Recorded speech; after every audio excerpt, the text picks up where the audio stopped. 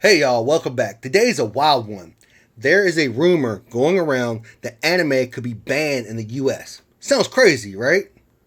But Texas already passed a law, and as of September 1st, 2025, it officially went into effect.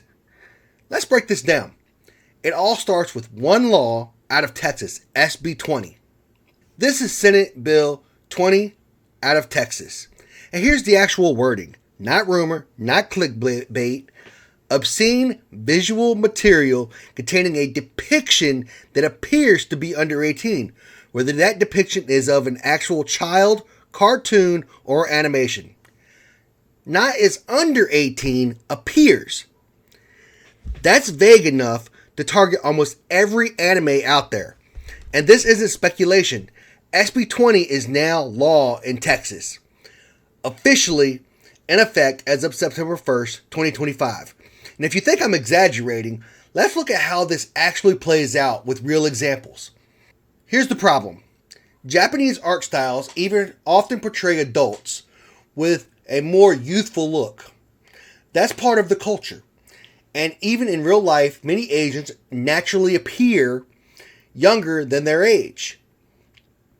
But this law doesn't care about canon age or cultural context, only how it looks. Clip of Apothecary Diaries bathhouse. In this scene is Mao Mao from Apothecary Diaries. She looks young, right?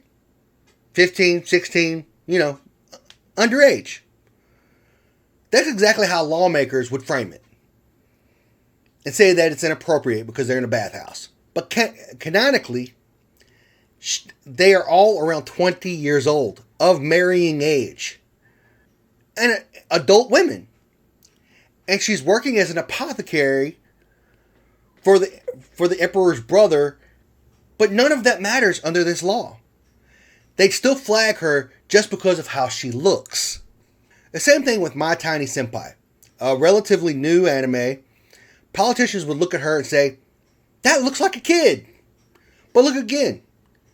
She's drinking alcohol, and she's literally the guy's boss at work. She's his senpai, which means that she is the senior in your person above him. She's canonically an adult. But this law doesn't care about facts. Think about it in real life. There are adults that simply look much younger than they are. For example, Shauna Ray. She's in her 20s. But because of childhood brain tumor treatment, her growth was stunted. And she looks like she's around 8 to 10 years old. She drives, she drinks, she makes her own choices, she dates, because she's an adult. But under this law's logic, someone like her would be judged as underage just because of how she looks. That's absurd. You can't judge age by appearance. Not in real life. And not in anime. But that's exactly what this bill does. And that's just one character or one person. But what happens when you look at an entire franchises? Practically every major anime falls into this trap. And it doesn't stop with anime. The same appearance over facts logic hits video games. Take Stellar Blade. Eve was body scanned directly from Korean model Shin Jae-eun. If I said her name right, I hope I did. This is her. Exact body, no edits. And people claimed she wasn't real. That's the same broken logic this bill runs on. Then there's Lily Artemis II. Her design reads mid to late teens. But in canon, she's an adult engineer.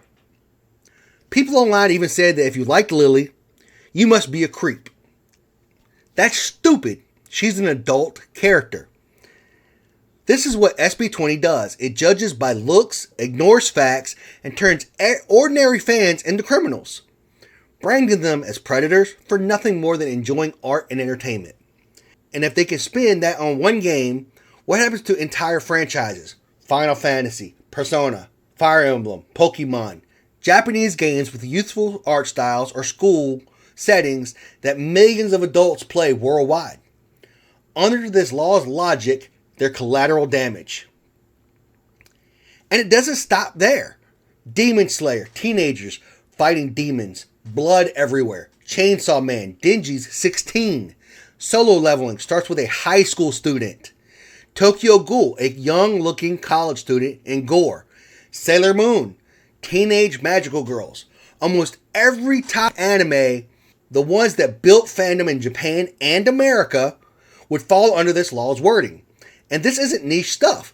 Demon Slayer pulled in over $50 million at the US box office. Dragon Ball Z helped build Cartoon Network's Toonami block in the 90s. Pokemon became a global empire. Speed Racer was on American TV in the 1970s. Every generation has grown up with anime. If this law had been in place decades ago, most of that world would have never made it here. And think about this. Almost every animation that has real substance today is Japanese. American animation isn't what it used to be. Back in the day, we had He-Man, Conan, G.I. Joe, Transformers, Silverhawks, Double Dragon, Justice League, Teen Titans. Shows that carried real stories. Now, it's mostly comedy and slapstick stuff like SpongeBob. Fun, but no depth. Anime filled that gap. It became storytelling powerhouse. And that's exactly what lawmakers are targeting. Because here's where it gets worse. The double standard. Because while anime is being singled out, here's what lawmakers don't touch. Meanwhile, porn sites like Pornhub and OnlyFans, untouched. What about art? Michelangelo's David is full nudity. The Sistine Chapel, painted with nude figures on a ceiling of a church. Greek and Roman statues of gods and goddesses, topless or naked, standing in museums kids walk through every year. Those are called art. And quick story. Remember Little Ty? If I said her name right? She just turned 18 within the last couple months. Launched an OnlyFans instantly and claimed she made over $1 million in 3 hours. And did anyone ask how that content was ready so fast? Nope. No investigations, no bans, no questions, nothing. Everyone just shrugged. And here's the real kicker. Even American adult animation gets a free pass. Family Guy, Simpsons, South Park, American Dad. They're loaded with adult humor, language, and innuendos. Nobody calls them obscene. Then you've got Rick and Morty, Archer, Harley Quinn, some of the biggest adult animations today. Gore, F-bombs, sex jokes, non-stop innuendos. And it's all fine. Nobody bats an eye. But anime? Anime gets singled out because the art style makes adults look younger. And here's the irony. Most anime doesn't even have nudity. Shows like Demon Slayer, My Hero Academia, Spy Family, One Piece. No nudity, no constant sex jokes, no non-stop profanity. They're often cleaner than what we already watch here at home. That's not morality. That's a double standard.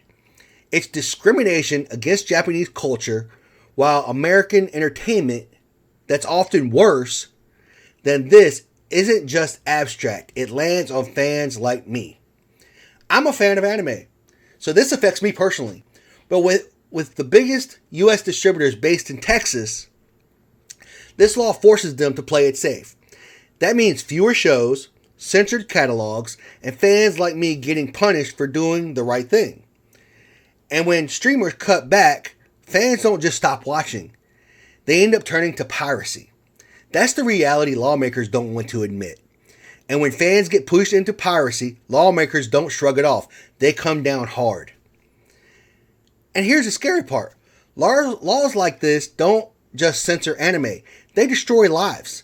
You can be fined, dragged into court, even jailed over a drawing.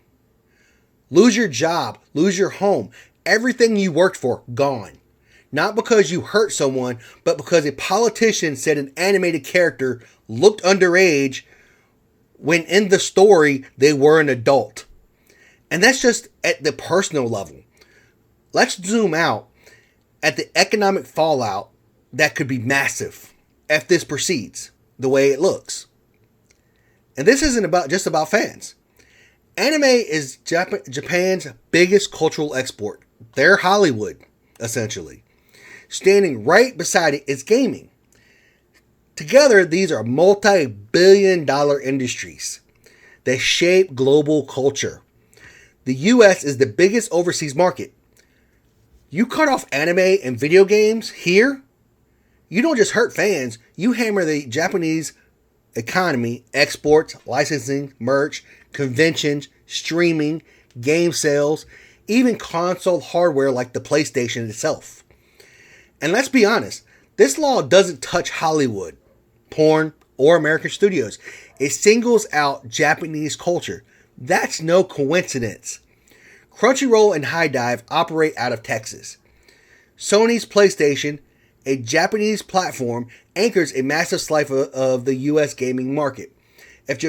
Let's say this hits Japan the way this looks. If Japan decided to hit back, it's not just anime gone, PlayStation gone, could be pulled from US shelves. That would slam even American-made PlayStation exclusives, Spider-Man, The Last of Us, Ghost of Tsushima, costing billions and putting Americans' jobs on the line.